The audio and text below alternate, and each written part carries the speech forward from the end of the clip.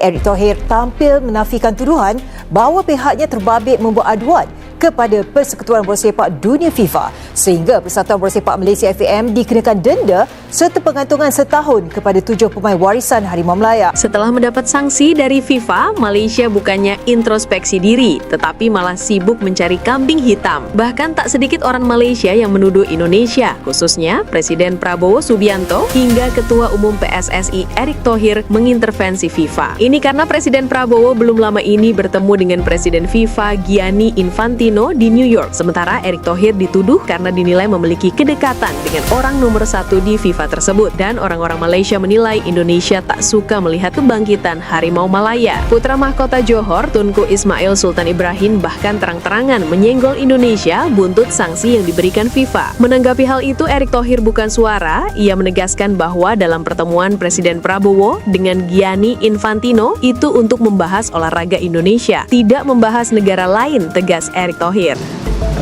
The paperwork is in order dan tak ada apa-apa isu.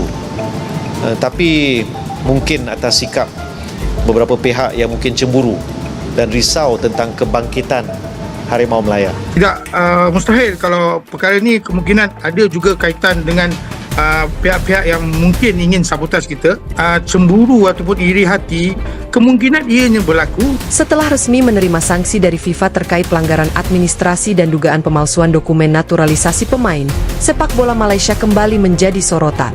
Namun alih-alih melakukan introspeksi menyeluruh dan pembenahan internal, respons yang muncul justru memantik kontroversi baru. Narasi saling menyalahkan merebak, dan Indonesia menjadi sasaran tuduhan, bahkan menyeret nama Presiden Republik Indonesia Prabowo Subianto serta Ketua Umum PSSI Erick Thohir dengan klaim adanya intervensi terhadap FIFA. Situasi ini menimbulkan pertanyaan besar di kawasan Asia Tenggara. Apakah Malaysia benar-benar siap menghadapi konsekuensi dari kesalahan tata kelola, atau justru terjebak dalam upaya mencari kambing hitam demi meredam tekanan publik? Sanksi FIFA dan titik balik yang gagal dimanfaatkan. Sanksi yang dijatuhkan FIFA sejatinya menjadi momen krusial bagi sepak bola Malaysia. Dalam banyak kasus internasional, hukuman dari FIFA sering dijadikan titik balik untuk reformasi, transparansi, dan perbaikan sistem federasi. Namun yang terjadi justru sebaliknya. Alih-alih membuka dokumen, menjelaskan proses naturalisasi secara rinci, dan bertanggung jawab penuh, ruang publik Malaysia justru dipenuhi narasi kecurigaan terhadap pihak luar. Media sosial menjadi arena utama, tempat spekulasi berkembang tanpa basis bukti yang jelas. Disinilah Indonesia mulai diseret ke pusaran isu.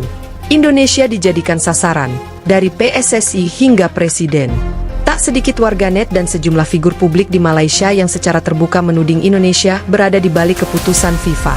Tuduhan tersebut bahkan meningkat drastis dengan menyasar dua nama besar, Presiden RI Prabowo Subianto dan Ketua Umum PSSI Erick Thohir. Narasi yang dibangun menyebutkan adanya dugaan lobi politik, pengaruh kekuasaan, hingga intervensi langsung Indonesia terhadap FIFA agar Malaysia dijatuhi sanksi. Tuduhan ini menyebar luas meski tanpa bukti konkret, dokumen resmi, atau pernyataan dari FIFA yang mendukung klaim tersebut. Bagi banyak pengamat, ini bukan sekadar isu olahraga, melainkan sudah menyentuh wilayah sensitif hubungan antar negara. Fakta yang terabaikan, bagaimana FIFA bekerja. Pakar hukum olahraga internasional menilai tuduhan tersebut tidak hanya berlebihan, tetapi juga menunjukkan ketidaktahuan terhadap mekanisme FIFA. Organisasi sepak bola dunia itu memiliki sistem investigasi, komite etik, dan prosedur hukum yang ketat. Keputusan FIFA tidak bisa dijatuhkan hanya karena tekanan satu negara, apalagi tanpa bukti administratif yang kuat.